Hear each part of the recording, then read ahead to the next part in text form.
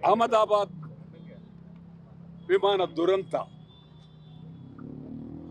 ಇದು ಬಹಳ ಗಂಭೀರವಾಗಿ ದೇಶ ಚಿಂತನೆ ಮಾಡಬೇಕಾಗಿದೆ. ಇಡೀ ದೇಶದಲ್ಲೇ ಇದು ಬಹಳ ಹೆಚ್ಚಿನ ಜನರನ್ನ ಬಲಿ ತೆಗೆದುಕೊಡ್ತು. ಇದು ನಿಜವಾಗ್ಲೂ ಕಣ್ಣೀರಿಡಬೇಕಾದ್ದು. ಒಂದೊಂದು ಬಹಳ ನೋವಾಗುತ್ತೆ. ಈ ದೇಶದಲ್ಲಿ ದೇಶ ಈಗ ಪ್ರಗತಿ ಆಗ್ತಾ ಇದೆ.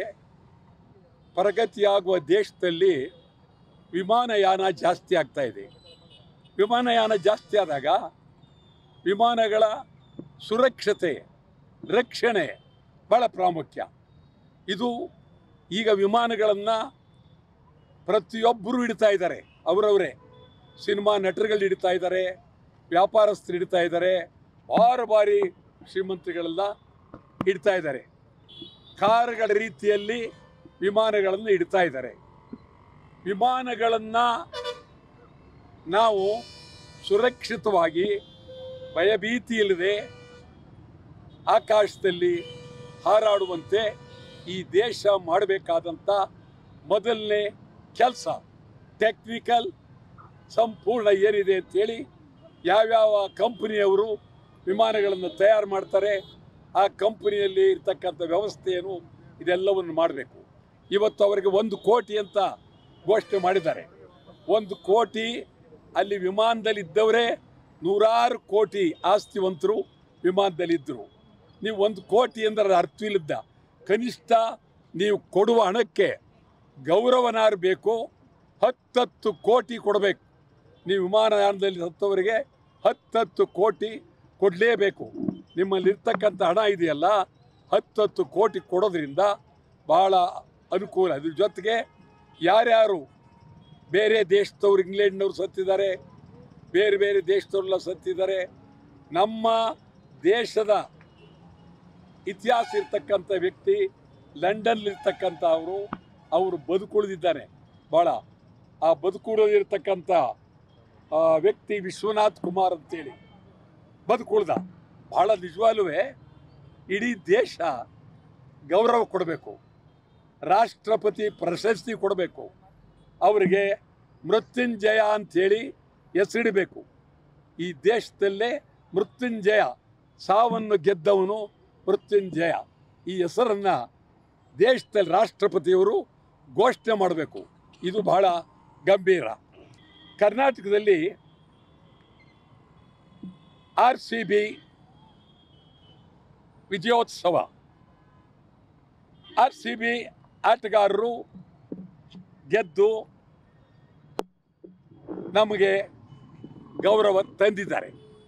ಆದರೆ RCB ಹಿಂದೆ ಯಾರು ಆಡುವ ಆಟಗಾರರೇ ಬೇರೆ, ವ್ಯವಸ್ಥೆ ಮಾಡ್ತಕ್ಕಂಥವ್ರೆ ಬೇರೆ. RCB ಭಾರಿ ದೊಡ್ಡ ದೊಡ್ಡ ಶ್ರೀಮಂತರು, ಮದ್ಯದ ದೊರೆಗಳು, ಇವರ ಮಾಲೀಕತ್ವ. ಇದು ನಮ್ಮ ದೇಶದ ಜನರಿಗೆ ಇದಿನ್ನೂ ಅರ್ಥವಾಗಬೇಕಾದ್ರೆ ಭಾಳ ವರ್ಷ ಬೇಕಾಗ್ತಾ ಇದೆ. ಇವತ್ತು ಕ್ರಿಕೆಟ್ ನೋಡೋದಕ್ಕೆ ಹೋದ್ರಲ್ಲ ಜನ, ಅವರು ಯೋಚನೆ ಮಾಡಬೇಕು, ನಾವು ಮೇಲೆ ಬಿದ್ದು ಹೋಗ್ಬೇಕಾ, ನಮ್ಮ ಪ್ರಾಣಗಳ ಗತಿ ಏನು, ನಮ್ಮ ಗತಿ ಏನು, ಪ್ರಾಣಕ್ಕೆ ರಕ್ಷಣೆ ಯಾರು, ಇದನ್ನು ಮಕ್ಕಳು, ಹುಡುಗರು, ತಂದೆ ತಾಯಿಗಳು, ಅವರೆಲ್ಲ ಪೋಷಕರು ನೋಡಬೇಕಿವತ್ತು. ಇದ್ರ ಜೊತೆಗೆ ವಿಧಾನಸೌಧದ ಮುಂದೆ ಲಕ್ಷಾಂತರ ಜನ, ಸ್ಟೇಡಿಯಂ ಮುಂದೆ ಲಕ್ಷಾಂತರ ಜನ. ಯಾವುದಕ್ಕೆ? ವಿಜಯೋತ್ಸವಕ್ಕೆ. ಕಾವೇರಿ ಬಗ್ಗೆ ನೀವು ಬರಲಿಲ್ಲ, ಕುಡಿಯೋ ನೀರಿನ ಬಗ್ಗೆ ಬರಲಿಲ್ಲ, ಗಡಿನಾಡಿನ ಬಗ್ಗೆ ಬರಲಿಲ್ಲ. ಈ ರಾಜ್ಯದ ಸಮಗ್ರ ನಾಡಿನ ಅನೇಕ ಬೇಡಿಕೆಗಳ ಬಗ್ಗೆ ಕೇಂದ್ರದ ವಿರುದ್ಧ ಬರಲಿಲ್ಲ. ಕ್ರಿಕೆಟ್ ನೋಡೋದಕ್ಕೆ ಯದ್ವಾ ತದ್ವಾ ಬಂದು ನೀವು ಬಿದ್ದು ಪ್ರಾಣ ಕಳ್ಕೊಂಡು, ಇದು ನಿಜವಾಗಲೂ ಬೇಡ, ಅತ್ಯಂತ ಗಂಭೀರವಾದಂಥ ಪರಿಸ್ಥಿತಿ. ನಾನಿವತ್ತು ಹೇಳ್ತಾ ಇದ್ದೀನಿ, ಮುಖ್ಯಮಂತ್ರಿಗಳ ಬಗ್ಗೆ ನನಗೆ ಭಾಳ ಗೌರವ ಇದೆ, ಅದರಲ್ಲಿ ಬದಲಾವಣೆ ಇಲ್ಲ. ಸಿದ್ದರಾಮಯ್ಯನವ್ರ ಬಗ್ಗೆ ಭಾಳ ಗೌರವ. 2ನೇ ಬಾರಿ ಮುಖ್ಯಮಂತ್ರಿಗಳಾಗಿದ್ದಾರೆ. ಮೊದಲನೇ ಬಾರಿ ಮುಖ್ಯಮಂತ್ರಿಗಳಾಗಿದ್ದಾಗ ಇದ್ದ ಗತ್ತು ಗಮ್ಮತ್ತು ಈಗಿಲ್ಲ. ಈಗ ಸುತ್ತ ಭಾರಿ ಜನ ಎಳೆದಾಡ್ತಾರೆ. ಬಲಗೈ ಒಬ್ಬ, ಎಡಗೈ ಒಬ್ಬ, ಶರ್ಟ್ ಒಬ್ಬ, ಪಂಚೆ ಒಬ್ಬ ಎಳೆದಾಡ್ತಾರೆ. ಅವರು ನಿರ್ಧಾರಗಳನ್ನು ಕೈಗೊಳ್ಳೋದಲ್ಲಿ ಸ್ವಲ್ಪ ಹಿಂದು ಮುಂದೆ ನೋಡ್ತಾ ಇದ್ದಾರೆ. ನಾನು ಅವ್ರಿಗೆ ಹೇಳ್ತೀನಿ, ಪ್ರಾಮಾಣಿಕವಾಗಿ ನೀವು ಯೋಚನೆ ಮಾಡಿ. ಈ ಸಮಾರಂಭ ವ್ಯವಸ್ಥೆ ಮಾಡಿದವರು ಯಾರು? ಸ್ಟೇಡಿಯಂಲಿ ಯಾರು ಮಾಡಿದ್ರು? ವಿಧಾನಸೌಧದ ಮುಂದೆ ಯಾರಾದರೂ ಬಂದು ನೇರವಾಗಿ ಸಮಾರಂಭ ಮಾಡೋಕ್ಕಾಗುತ್ತಾ? ಮುಖ್ಯಮಂತ್ರಿ ಅರ್ಥ ಮಾಡ್ಕೋಬೇಕು. ಯಾರು ಬಂದು ನೀವು ವೇದಿಕೆ ಮೇಲೆ ನಿಮ್ಮ ಇಚ್ಛೆ ಬಂದಾಗೆ ಕುಡಿದು ಕುಪ್ಪಳಿಸ್ರಿ. ನೀವು ಜನತೆಯ ಕೆಂಗಣ್ಣಿಗೆ ಗುರಿಯಾಗಬಾರ್ದು ಅಂತೇಳಿ ಪೊಲೀಸ್ ಕಮಿಷನರ್ ಸೇರಿದಂತೆ ಅನೇಕ ಅಧಿಕಾರಿಗಳನ್ನು ನೀವು ಅಮಾನತು ಮಾಡಿದ್ರಿ. ಸರಿಯಿಲ್ಲ, ಕಂಠ ಸರಿಯಿಲ್ಲ. ಗೋವಿಂದರಾಜ್ ನಿಮ್ಮ ಸೆಕ್ರೆಟರಿ ಕಾರ್ಯದರ್ಶಿ ಗೋವಿಂದರಾಜ್ ನಿಜ ನಿಮ್ಗೆ ಹೇಳಿರ್ಬೋದು, RCB ಸಮಾರಂಭ ಮಾಡಿದ್ರೆ ಭಾಳ ಗೌರವ ಬರುತ್ತೆ, ಶಕ್ತಿ ಬರುತ್ತೆ ಅಂತ. ಆಯಿತು, ನೀವು ಅದನ್ನು ತಿಳಿದ ಮೇಲೆ ಯಾವ ರೀತಿ ವ್ಯವಸ್ಥೆ ಮಾಡಬೇಕು? ಸರ್ಕಾರದ ಜವಾಬ್ದಾರಿ ಏನು?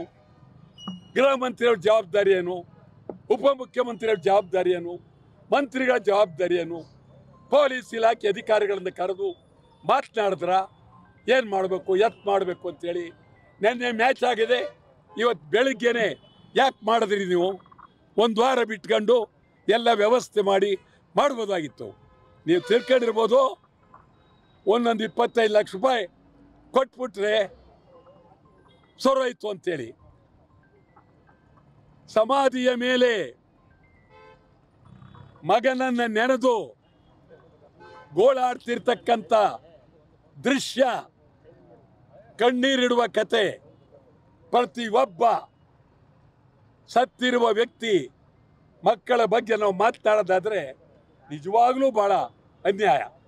ಪೊಲೀಸ್ ಕಮಿಷನರ್ನ ಕನಿಷ್ಠ ನೀವು ಕರೆದು ಕುಳಿತು ಮಾತನಾಡಿ, ಅವ್ರು ತಪ್ಪು ಮಾಡಿದರೆ ಅದಕ್ಕೆ ಬೇರೆ ವಿಧಾನಗಳು ಇದೆ, ಅದನ್ನು ಮಾಡ್ಬೋದಾಗಿತ್ತು, ಮಾಡಲಿಲ್ಲ. ನಾನೇನು ತಿಳ್ಕೊಂಡಿದ್ದೆ ಅಂದರೆ, ನಿಮ್ಮ ದಿಟ್ಟ ನಿರ್ಧಾರ ಮಾಡ್ತೀರಿ, ಒಂದಿಬ್ಬರು ಮಂತ್ರಿಗಳನ್ನು ತೆಗಿತೀರಿ. ಸಿದ್ದರಾಮಯ್ಯನವರು 2 ಮಂತ್ರಿಗಳನ್ನು, 3 ಜನ ಮಂತ್ರಿಗಳನ್ನು ಸಂಪುಟದಿಂದ ತೆಗಿತಾರೆ ಅಂತೇಳಿ ತಿಳ್ಕೊಂಡಿದ್ದೆ. ಆದರೆ ನೀವು ಗುಬ್ಬಚ್ಚಿಯ ಮೇಲೆ ಬ್ರಹ್ಮಾಸ್ತ್ರ ಬಿಟ್ರಿ. ಪೊಲೀಸ್ ಕಮಿಷನರ್ ತೆಗೆದ್ರಿ, ಗೋವಿಂದರಾಜ್ ತೆಗೆದ್ರಿ, ಡೆಲ್ಲಿಗೆ ಹೋದ್ರಿ, ಹೈಕಮಾಂಡ್ನಲ್ಲಿ ವರದಿ ಒಪ್ಪಿಸ್ರಿ, ಮುಗಿದೋಯ್ತು. ಸತ್ತವ್ರ ಕತೆ ಮುಗಿದೋಯ್ತು. ಇದು ನಾನು ಹೇಳ್ತಾ ಇದ್ದೀನಿ, ಯಾರನ್ನೇ ನೇಮಕ ಮಾಡಿ ನೀವು ಇವಾಗ ಹೈಕೋರ್ಟಿನ ನಿವೃತ್ತ ನ್ಯಾಯಾಧೀಶರನ್ನ ನೇಮಕ ಮಾಡಿದ್ದೀರಿ. ಅವರಲ್ಲಿ ನಾನು ಕಳಕಳಿಯಿಂದ ಮನವಿ ಮಾಡ್ತೀನಿ, ಸತ್ಯವಾಗಿ ಪ್ರಾಮಾಣಿಕವಾಗಿ ನೀವು ನಡೀತೀರಿ. ನಿಮಗೆ ಹೆಸರಿದೆ. ಭಾಳ ಗೌರವದಿಂದ ನಾನು ತಮಗೆ ಪ್ರಣಾಮಗಳನ್ನು ಅರ್ಪಿಸ್ತೇನೆ. ಪ್ರಾಮಾಣಿಕವಾಗಿ ತನಿಖೆಯನ್ನು ತಾವು ಮಾಡಬೇಕು ಅಂತೇಳಿ ಅತ್ಯಂತ ಗೌರವವಾಗಿ ತಮ್ಮನ್ನು ನಾನು ಕೇಳ್ತಾ ಇದ್ದೇನೆ. ನ್ಯೂಸ್ ಫಸ್ಟ್, ನಿರ್ಭೀತಿಯಿಂದ ನಿಮ್ಮ ಪರವಾಗಿ.